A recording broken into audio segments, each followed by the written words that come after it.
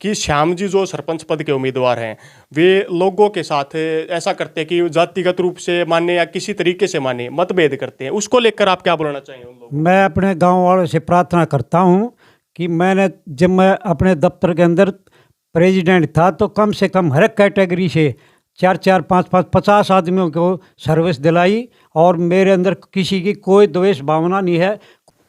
नमस्कार, आप सभी का एक बार फिर से स्वागत है हमारे चैनल पर। समाचारों की इसी सीरीज में जैसे हमने सरपंचों की बात आप लोगों से डायरेक्ट पहुंचाने के लिए, आप लोगों से डायरेक्ट इनकी बात करवाने के लिए एक सीरीज शुरू की है। इसी सीरीज के तहत गांव खेड़ी जसोर से सरपंच पद उम्मीदवार श्याम कुमार जी हमारे साथ मौजूद हैं। इनके विचार लेते हैं और पूछते हैं कि क्या ये सरपंची में किस उद्देश्य से लेकर है। तो सबसे पहले आप ग्रामवासियों क्या कहना चाहिए? सबसे पहले तो मैं विकास जी का धन्यवाद करूंगा जो आपने मेरे को कैमरे के सामने बुलाया, और मैं आपका धन्यवाद करता हूं। और सभी ग्रामवासियों, बुजुर्ग व नौजवान साथियों को मेरी हाथ जोड़कर नमस्कार, शुभकामनाएं।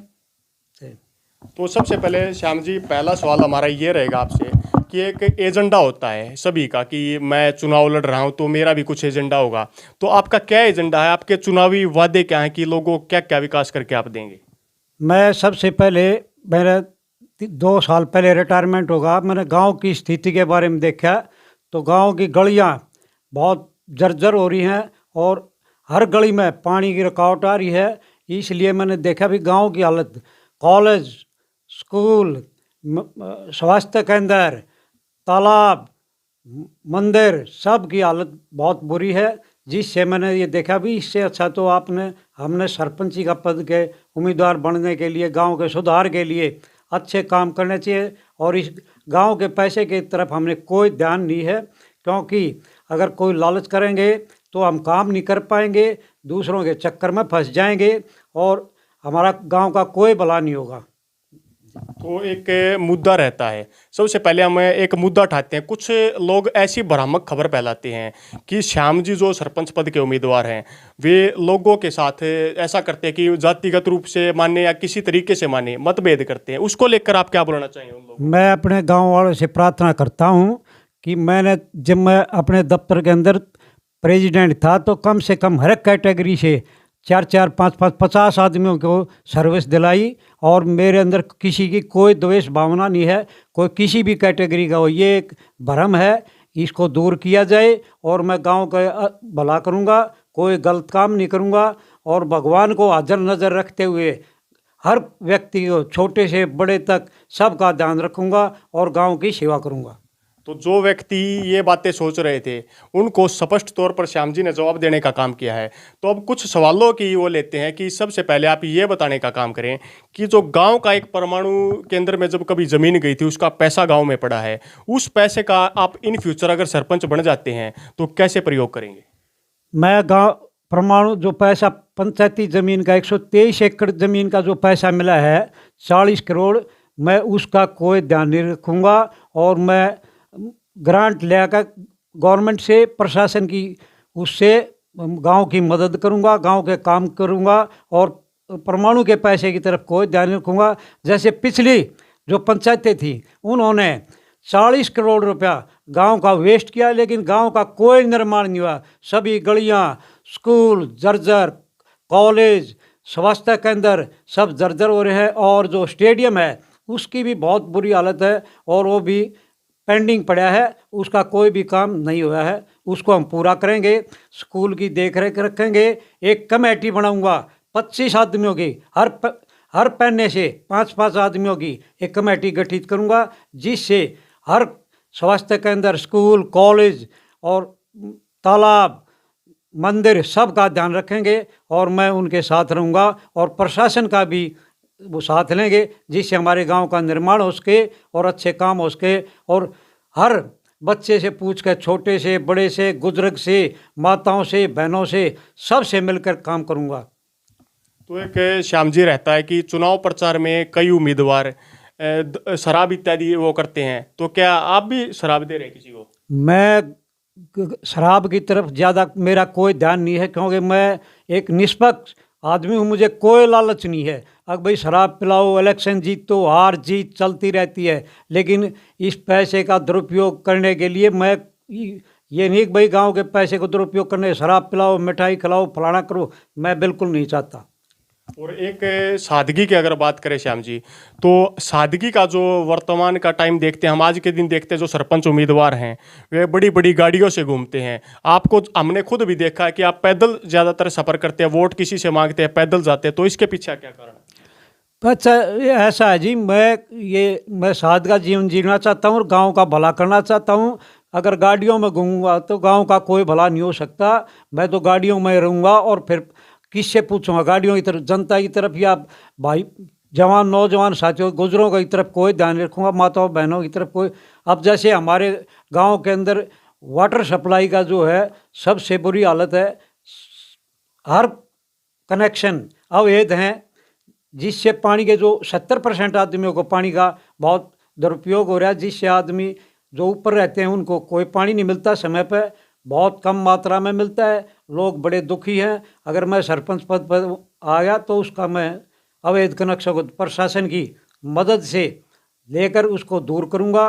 और एक मुद्दा रहता है गलियों की सफाई का। जैसे हम देखते हैं कि गांव में गलियों की सफाई के लिए मात्र 2 कर्मचारी हैं, और गलियों की सफाई अगर वे एक कोने से स्टार्ट करते हैं तो दोबारा अगर उस कोने तक पहुंचे तो उन्हें महीने से ज़्यादा का समय लग जाता है। तो सफाई व्यवस्था को कैसे करेंगे? सफाई व्यवस्था के बारे में मैं जो है 2 कर्मचारियों की जगह 6-7 कर्मचारी लूँगा प्रशासन से, और उसके जो है हर कोने में लगाऊंगा सफाई कर्मचारियों को, और गांव की सफाई का विशेष ध्यान रखूंगा।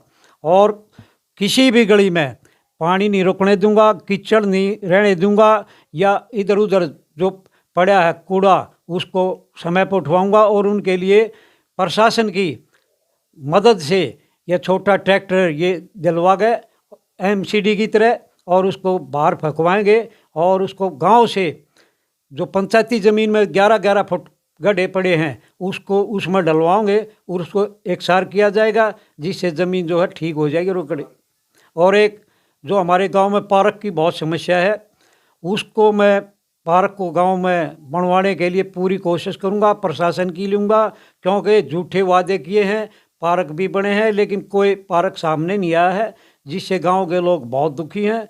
और एक मैं आपसे और सवाल पूछना चाहूँगा कि एक 40 करोड़ के गबन की जो बात चल रही है उसके बारे में ग्रामवासियों को क्या बताना चाहेंगे? मैं 40 करोड़ के रुपए के बारे में, गबन के बारे में बताऊंगा, जो कि आज तक 2-3 सरकार वाली पंचायतें, उसमें किसी का भी कोई 8 करोड़, कोई 10 करोड़, कोई 12 करोड़ रुपए लेकर गांव का कोई काम नहीं हुआ है ना। सभी गलियां मैं इंटरनल लॉक बनवाऊंगा, और जिससे कि कोई पानी की रुकावट नहीं होगी। और जो है सीवर की भी कोशिश करूंगा, जिससे गांव का जो है किसी भी गंदगी नहीं फैल पाओगी। और समय पर हर किसी के घर में जो है दरार आ रही हैं, मकान गिरने को हो रहे हैं, जिससे सीवर डालने के बाद ये जो है दरारें ख़त्म हो जाएंगी और गांव की समस्या ख़त्म हो जाएगी। एक श्याम जी, हमने कई गांवों में देखा है कि वहाँ पर क्या करते हैं, सोलर प्लेट लगा के गलियों में स्ट्रीट लाइट लगवा देते हैं, लेकिन हमारे गांव में ऐसा कुछ नहीं है, हर गली में अंधेरा है। तो उस अंधेरे का क्या करेंगे आप? मैं विकास जी आपके सामने आया हूँ तो मैं कैमरे के सामने मैं बताऊंगा जो ये इसका सोलर प्लांट का जो है, मैं पहले तो ये करूँगा, हमारे गांव का जो 43 करोड़ रुपए है उसमें अगर बिजली मंत्री या मंत्री डीसी इनकी मदद से, इनकी सलाह लेकर और गांव के सभी ग्रामवासियों से मैं प्रार्थना करूंगा, भाई इकट्ठे हो जाओ, जिससे 20 करोड़ रुपया अगर पंचायत का किसी गवर्नमेंट बिजली उससे संस्था बिजली ऑफिस में अगर ये जमा हो जाए किसी बैंक में, जिससे ब्याज के पैसे से लोगों के फ्री बिजली मिल जाए और गांव में चमत्कार आ जाए, अगर हाँ भाई इसने प्रधान ने कुछ किया है। ये ग्रामवासियों, आप इस वीडियो को देख रहे हैं, सबसे बड़ी घोषणा अगर इसे माने तो यह किसी चमत्कार से कम नहीं रहेगा, क्योंकि लगातार गांव खेड़ी जसोर और जसोर खेड़ी के ग्रामीणों की मांग रही है कि बिजली के लिए कुछ ऐसी स्कीम लगाई जाए कि जिससे ग्रामवासियों को फ्री विद्युत मिल सके। और इससे अलग हम पूछना चाहेंगे, जैसे गांव के अंदर आपने देखा होगा बाहरी जो घर हैं वहाँ पर चोरी की कई बार वारदातें हो जाती हैं, लेकिन पुलिस प्रशासन किसी का दबाव नहीं मानता और समय पर आता भी नहीं, तो उसको लेकर क्या करें? मैं सभी ग्रामवासियों को सूचित करता हूँ कि अगर जो ये भैंस वगैरह ये चोरी हो जाती हैं, हम जो है अपने गांव की और प्रशासन की, गांव के लोगों की एक कमेटी बना के और प्रशासन को भी दबाव में ला के और इसको हम इस चोरी को रोकने की पूरी प्रयास करेंगे। एक मुद्दा आता है श्याम जी मेडिकल का। हमें स्वास्थ्य सेवाओं के लिए बाहर जाना पड़ता है। हमारे गांव में सरकारी अस्पताल होते हुए वहां पर पहले सुविधाएं मिलती थी, लेकिन आज के दिन वहां पर डॉक्टर नहीं बैठता, खाली दवाइयां दे दी जाती हैं। उसको लेकर क्या सुधार करेंगे? मैं विकास जी आपको बता रहा हूँ कि जो स्वास्थ्य केंद्र है हमारा वो बहुत जर्जर हो रहा है, उसकी हालत बहुत ख़राब हो रही है, जिससे बीमारी का फैलने का पूरी कोशिश है। और जो मकान बने हुए हैं उनमें ऊपरे ये वो गंदगी फैल रही है। मेडिकल की तरफ कोई ध्यान नहीं दे रहा, ना किसी संस्था की तरफ गांव वाले और ना कि पिछले सरपंचों ने कोई ध्यान नहीं दिया। अगर मैं सरपंच के पद पर आ गया तो हर स्वास्थ्य केंद्र, कॉलेज, स्कूल, तालाब इनकी तरफ पूरा वो कैमरा डलवाऊंगा, ध्यान डलवाऊंगा। तो एक मुद्दा आता है स्टेडियम के निर्माण का। जैसे हमारे गांव के युवा हैं, फौज, पुलिस इत्यादि में बहुत ज़्यादा रहे हैं, लेकिन आज के दिन स्टेडियम की ऐसी हालत, बहुत ख़राब हालत है। वहां पर लाइटिंग व्यवस्था भी चरमराई हुई है और सुविधाएं तो वहां पर किसी प्रकार की है नहीं। तो उनके लिए क्या करेंगे? मैं स्टेडियम के लिए जो है अच्छे कोच वगैरह और इसका जो है जो निर्माण जो है वो पड़ा है पेंडिंग, उसको जो है दोबारा चालू करके प्रशासन से गांव की सलाह लेकर इसको पूरा करूंगा और इसका पूरा ध्यान रखेंगे। और इस अगर हमारे सामने कोई समस्या होगी तो उसको प्रशासन से दूर करेंगे। एक इस वीडियो में हमारे आखिरी मात्र 3 सवाल बचते हैं जो श्याम जी से हम पूछने वाले हैं। तो सबसे पहला मुद्दा रहता है श्याम जी, अगर जो सबसे मेन मुद्दा है बस स्टैंड जो है, यहाँ पर जर्जर हालत में बस स्टैंड है और आज से पहले शायद किसी सरपंच ने उस पर ध्यान भी नहीं दिया।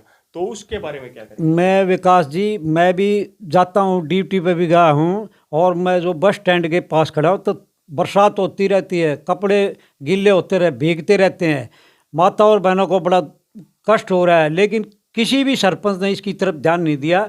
जो कि हमारे बस स्टैंड की बुरी हालत है, कड़ी टूटी पड़ी है, मिट्टी गिर रही है, कोई हालत नहीं है। उसको मैं इस ध्यान में रखते हुए इसको पूरा करूंगा और इसका ध्यान रखूंगा और इसको अच्छे तरीके से बनाएंगे। और एक मुद्दा हमारे दूसरा एक मैं बताऊंगा।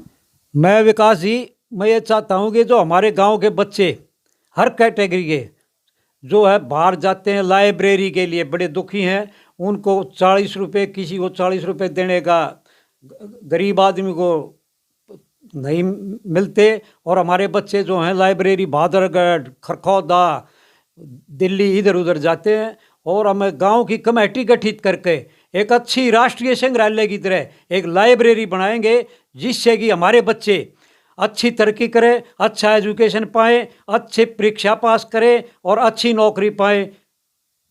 ये बहुत ही शानदार मुद्दा उठाया गया। हमने देखा है कई गांवों में लाइब्रेरी, लेकिन आज से पहले गांव खेड़ी जसोर के अंदर ऐसा संभव नहीं हो पाया। एक हमारा आखिरी सवाल श्याम जी आपसे है कि कुछ लोगों की डिमांड थी और मैसेज भी हमारे पास कई बार आए हैं कि आप जो सरपंच उम्मीदवार हैं उनसे एक डिमांड करें कि जैसे शादियों के प्रोग्राम होते हैं, आज के दिन चौपाड़ हमें काफ़ी छोटी पड़ जाती हैं और काफ़ी पंचायती जगह गाँव में है, तो वहाँ पर पंचायती रूप से एक वाटिका, सामुदायिक ऐसा केंद्र बनाया जाए कि जहाँ पर शादी इत्यादि के प्रोग्राम हो सके। उसको लेकर आप ग्रामवासियों क्या कहना चाहेंगे? मैं सभी ग्रामवासियों को सूचित करता हूं कि अगर मैं सरपंच पद के उम्मीदवार बना तो मैं जो है एक ये इसका वाटिका का उद्घाटन करूंगा और मंत्रियों को बुलाऊंगा, जिससे हमारे गांव की समस्या लोग 80,000 रुपये, लाख ये इस लोग वाटिका में देते हैं और वहाँ 1,000 रुपये की पर्ची कटवा के अच्छी वाटिका बनाएंगे, अच्छे, जिससे गांव के हर आदमी को इसका बेनिफिट हो। तो ग्रामवासियों, आपने देखा इस वीडियो में कि जैसे आपने कईयों ने मैसेज किए थे कि ऐसा कुछ किया जाए, उसके बारे में श्याम जी ने स्पष्ट रूप से बता दिया कि वाटिका बनवाने का काम किया जाएगा। एक आखिरी संदेश ग्रामवासियों को आप क्या देना चाहेंगे? मैं सभी ग्रामवासियों को सूचित करता हूं कि मैं जो है आपके कामों पर खरा उतरूंगा, हर बच्चे से, हर बुजुर्ग से, हर माताओं से, बहनों से, सबसे सलाह लेकर काम करूंगा, कभी किसी को धोखा नहीं दूंगा। तो आपने श्याम जी की बातों को सुना। इस वीडियो के माध्यम से आपने जाना कि श्याम जी के जो सरपंची के मन में क्या विचार था, किस कारण सरपंची में उन्हें आना पड़ा। और इस वीडियो के माध्यम से आपने सरपंचों की सीरीज के तहत श्री श्याम जी को देखा। अगली वीडियो तक आप लोगों से विदा लेते हैं, तब तक के लिए जय हिंद जय भारत।